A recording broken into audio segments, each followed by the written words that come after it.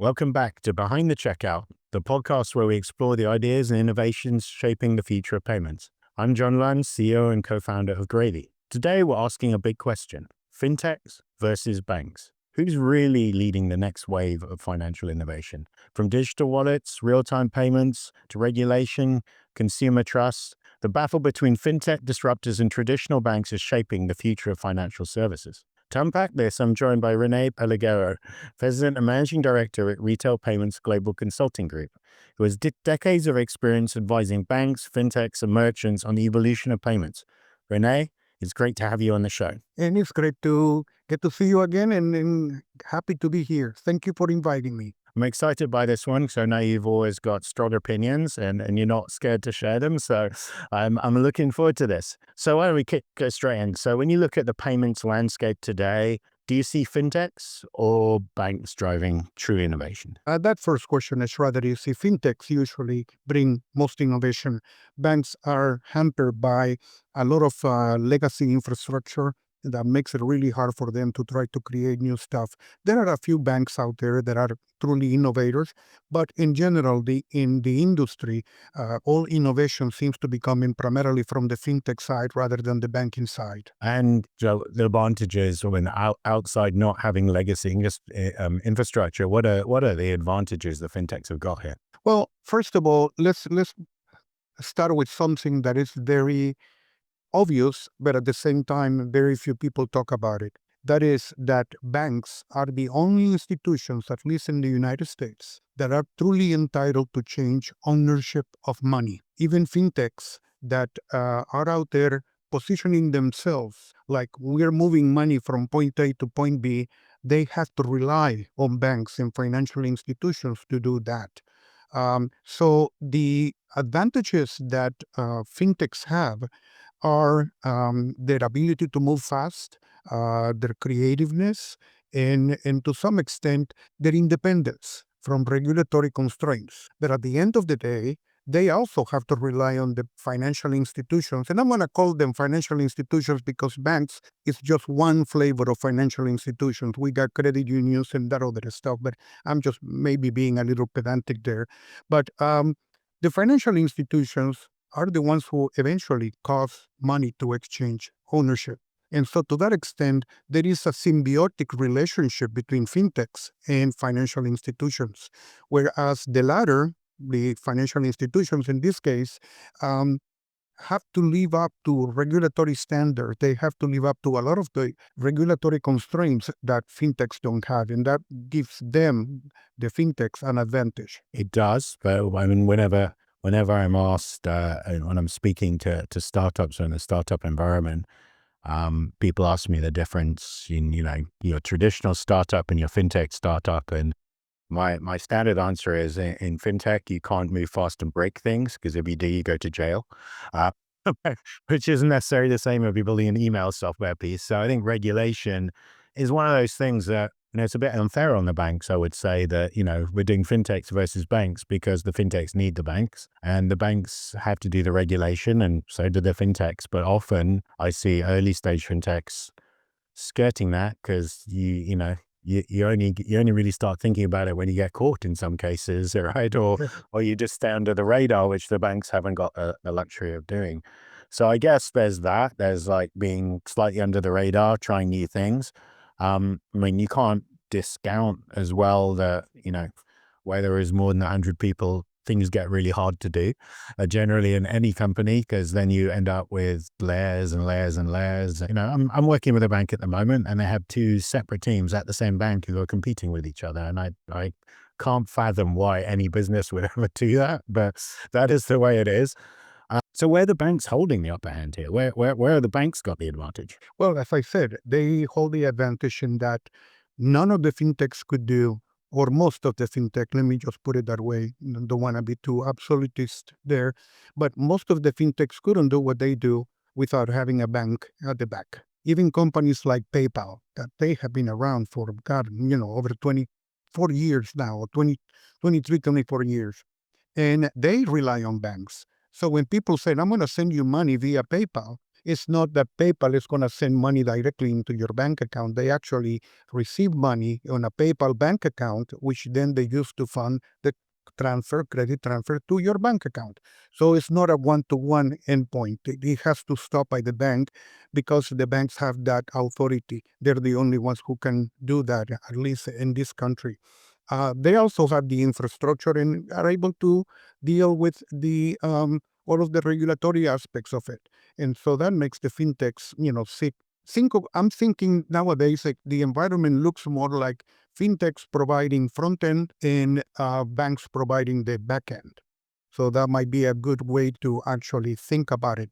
In some cases, some banks, at least some of the creative ones, have actually they're keeping their core system, their checking accounts, savings accounts, and all of that, in buying a new core or leasing or using a new core from other fintechs that allows them to have things like aggregated accounts, where one account actually can be subdivided into multiple accounts. And this allows those banks to actually serve fintechs that want to create a savings account product or a debit card product or some of the other type of financial investment products that some of the fintechs are pushing out there into the marketplace, but required to have that kind of ledger capability of a one-to-many sub-accounts, which most core banking systems do not have.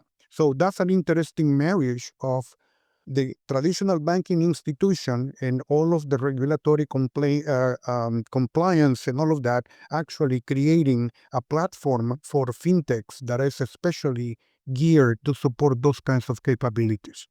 And do you think the banks are particularly happy with basically becoming infrastructure, right? I think, essentially they're becoming the pipes and the plumbing that is running the fintech here, and the cool, sexy stuff on the front end, they're not really playing anymore. Do you think they're happy about that? Or do you think Well, I think I think the level of happiness or unhappiness is in direct correlation to how far in front of things you are. Um, there is an old saying, I had an experience once with our friends at Visa and Mastercard when I was with PayPal, and they said they were very concerned about their brand. And because when people said, I'm paying with PayPal, in reality, the payment instrument that PayPal was using was a Visa or a MasterCard. But they were concerned about the view or the perception of customers that they were paying with PayPal. And what happened to their Visa card or to the MasterCard? And I think some banks are actually finding that to be a little bit of a problem as well. Uh, there financial institutions could actually use um, some of that technology and actually try to present themselves as the provider of that. But no one has really taken advantage of that. They seem to be happy just being in the background. And so, again, the level of happiness and or unhappiness is a direct correlation as to how far behind the curve they are as far as trying to move forward. Yeah, I mean, I think, look, no one makes money from checking accounts, right? So I think that's, particularly, I think some banks are starting to look at charging for checking accounts, et cetera, because there's no money in it. And as a bank, if I was a bank, I'll be terrified of just becoming a provider of checking accounts because I'm not going to make any money from it. So where are they making the money? Primarily credit cards. Credit card is one of the products that in is all in direct relationship to interchange that is taking us into a whole completely direction from this conversation. But the financial institutions that are actually generally profitable have fairly large credit card portfolios. And you are correct in that it's hard to make money out of deposits. In the And they have to look for other more creative products to actually be able to generate additional revenue, but very few seem to be doing anything associated with that. So one recently, and I'm not going to name drop, but I think everybody knows it, has basically announced that it's going to start charging fintechs for access to the data they have on their account holders. Bit controversial, I think, like whose account, if you have an account with a bank, whose data is that actually? So what thoughts do you have around that? Well, I think that almost immediately after it was launched or that initiative was announced, there was an immediate lashback, not only from fintechs, but also from regulators. And that actually brings us a little bit into the topic of who owns the data. Is it the customer that owns the data? I own my own data at my bank, right? Or is the bank that owns the data? There is no precedent in this case as to how that is going to be determined. But I think that that will be an interesting space to watch in the near future. That also brings us, at least in my head, brings me to the idea of open banking as a potential innovation. Open banking could allow financial institutions to actually create new products and services that they can offer, for which they can charge revenue, and at the same time put their brand in front. So we're dealing with two things, profitability and branding as well. But with open banking, they could actually create a little enhanced branding. However, open banking is still a bit of a mess in my view, because there are no standards, there is no really correlation, there is no, I don't want to say regulation, but standardization of how that is going to work and what are the products that will be built around open banking. Like, for example, in Australia, where they have real-time payments and banking, their architecture actually created a layer to set value-added services. In here, both real-time payment systems that we have in the United States, both RTP and FedNow, do not allow third parties to create that value-added layer. The only ones who can connect to that platform are financial institutions. That creates that hamstrings the development of more creative products. So even the banks are doing it to themselves. Yeah. Europe's an interesting one. So I look at UK, which obviously where I come from. Um, I invest in companies and fintechs as well, and I've watched the sort of rise of heavy investment into sort of the open banking payment companies, and that hasn't really delivered yet on the promise. Right, I think that there's still a problem of what's in it for the consumer that hasn't been resolved. Where I am seeing a lot of innovation and use is actually using open banking for data, using open banking to do a credit check, like in a different way than a traditional credit check, or using open banking to judge affordability. So like, what can you really afford? And so I think there's some super interesting things that can be done with that data, but because of the nature of how it was done in the UK, I don't see the banks profiting from it at the moment. But I do wonder over here if, I mean, it's a slightly more controlled environment than, I mean, you don't have the strong drive to sort of help the underserved or stop control happening that you do in the EU and in the UK. So I do wonder how much of this resistance is self-imposed, as it were, rather than technically imposed. Well, I think it is self-imposed because we, including the UK, there are a number of countries, US, Canada, UK, even Australia to some extent, but to a lesser extent, Australia. With all the large financial institutions are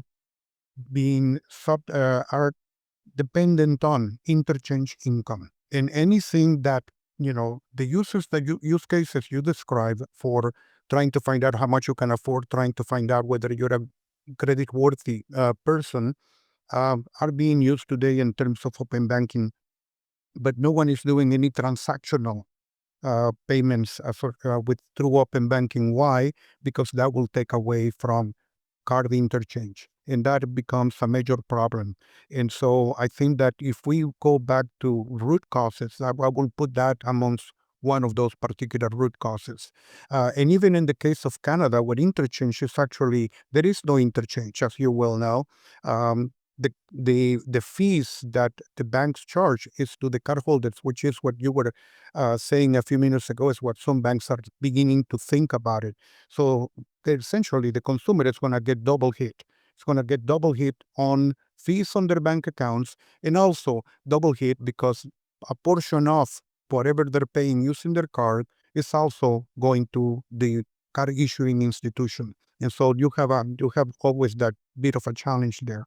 Other countries that are less depending on interchange seems to be moving a heck of a lot faster. Look at the case of India, for example, and UPI, or Brazil and PIX, and how PIX has overtaken the entire population, taken over the entire industry, where the most of the population that has a mobile is actually able to participate regardless of social economic strata. So I think that there is a correlation there. I'm not saying that's a causation, but there seems to be a correlation there that might be worthwhile investigating. Important is brand, really. Look, I look at the again, using the UK as an example, whereas sort of 10 years ago, the question was asked at a conference that I have, like, who was using wasn't called a neobank now, but let's call it a neobank, right? Who was using one? And half the audience put their hand up and then said who was using it as their primary bank account, and only one person had their hand up. That's now changed in the UK, the likes of Revolut, etc., starting to actually become the primary bank account of the consumer. But does brand matter anymore? Like, and is this a generational thing? I mean, someone like Wells, who had a lot of scandal around their brand, is brand not that important, or is brand become even more important? And the younger consumers of banking want younger branding than perhaps their parents use. Yeah, branding, I think, is tremendously important because with branding comes trust. And in the area of movement of money and payments, trust is everything. I have lots of friends, some of whom said, I love PayPal, I don't want to use Venmo. Well, guess what? It's the same bloody company, right? Uh, or they say, I'll use PayPal or Venmo, but I don't know how to use or don't want to use Zelle. I don't know what that is. And or vice versa. And so, as you know, but even in the case of Revolut in the UK, I assume that they have a banking license now, do they?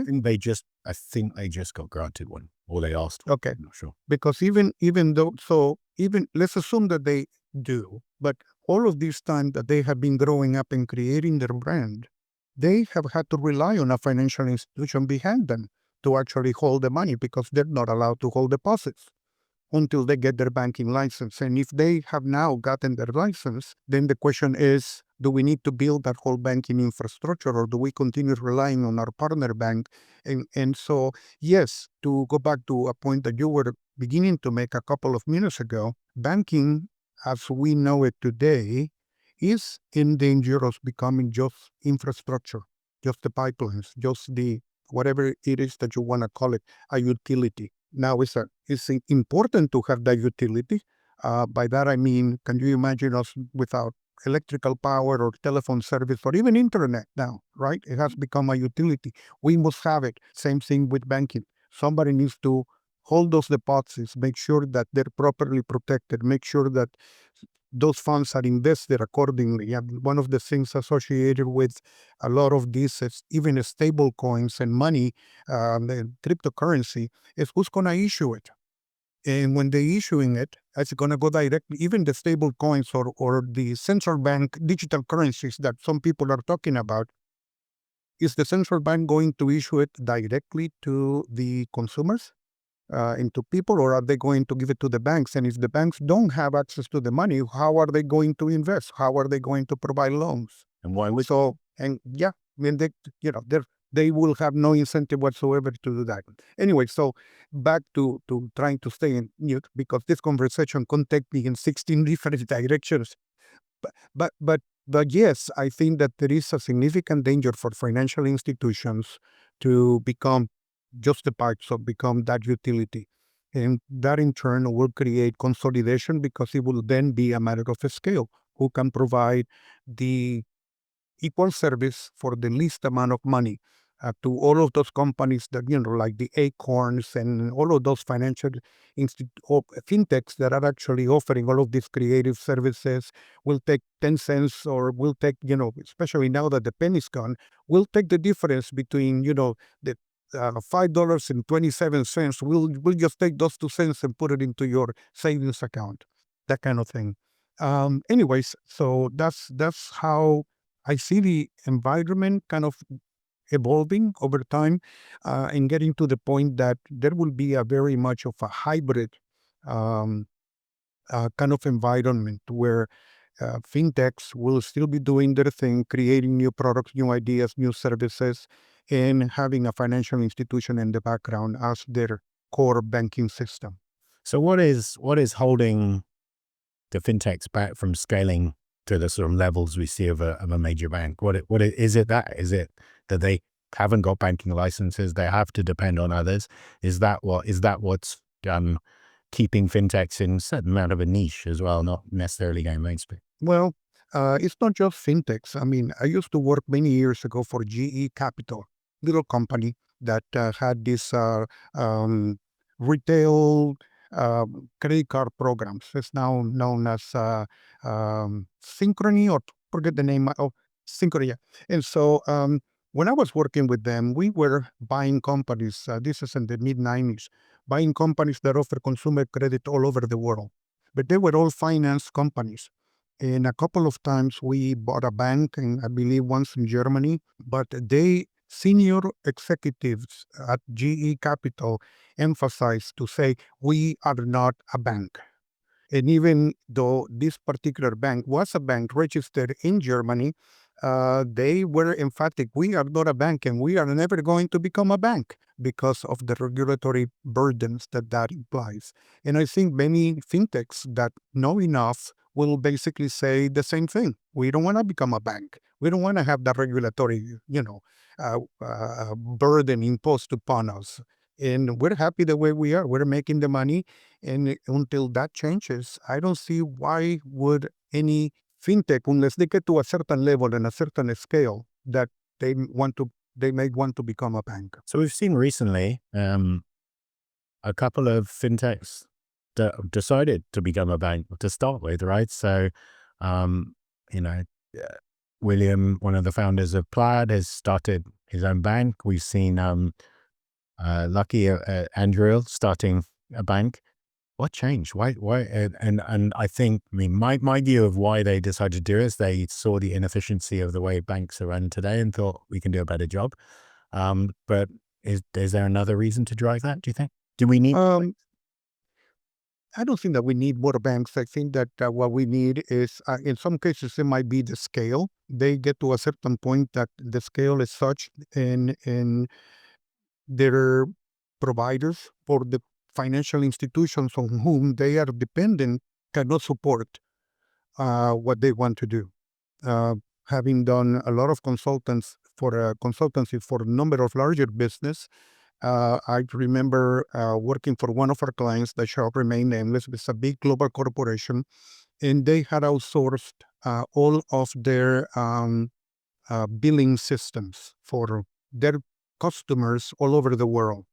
And this system worked fairly well, but they couldn't react fast enough to whatever changes that our client wanted to do. And so they actually went and undertook a maybe $1 billion investment to create their own internal global billing system. And when you're getting into billing, you need to know about billing rules in every different country around the world. And they basically did that because they just couldn't get, whenever somebody come up with an idea at that company, they wanted implemented it next month. And this outsourcer was a traditional outsourcer, did everything by the book, balanced every month, not a single penny was dropped, but they couldn't move that fast. And so that's what led that particular client of ours to actually make that necessary change. So that's certainly also a factor on to why some of these fintechs, but you need to have the scale though. Plaid is large enough. I mean, they were on the verge, as you remember, to be bought by Visa. And so, and I've always wondered why weren't those guys, I mean, if there was a place for them to be in, to will be open banking, I mean, they could be the dominant player. And so now they're becoming part of being a bank, and how that's going to alter their strategic positioning might be an interesting topic to watch as well. So we're in the midst of the AI revolution, right? The leap of technology. You can see lots of places where AI would potentially disrupt traditional banking, or I should say probably bankers rather than banking. Like I think, you used to go to your bank to ask for advice, financial information, but all of that could theoretically be replaced by AI. So in AI in the picture and everyone else going, what do you think what technologies are you most excited about in the banking fintech space that you think are really gonna change the dynamic over the next 5, 10 years? Identity is one of them. There is good, a friend of mine who's also who's out there pitching the concept of identity being the new money. This relates back as to, You talk about data, and right? yeah, A David Beck. absolutely. Yeah, exactly. That's what I'm talking about. Anyways, so that's one area. The other area is agentic transaction, whereby you are going to have, for example, say that I have a certain amount of money. I'm just going to create an agent that will be looking at all kinds of investments, CDs and all of that, and try to take advantage of which is the best one that can give me the biggest return, shortest amount of time, and those kinds of things, and be able to do that. And so now banks need to start getting ready to start dealing not only with carbon units like ourselves, but also with silicon units like agents that are going to be transacting. And so that's probably one of the areas that is getting a lot of interest, primarily because the rules of the book of rules hasn't been written yet. If an agent ends up screwing up, who holds the liability, right? In any given transaction. So we're kind of the industry is just beginning to discuss that particular topic. And the other one is identity, because primarily, as I indicated, banks probably know more about you, and that's where the concept of data sharing becomes tremendously important as to why do you own the data, who owns the data, and what can you do with it.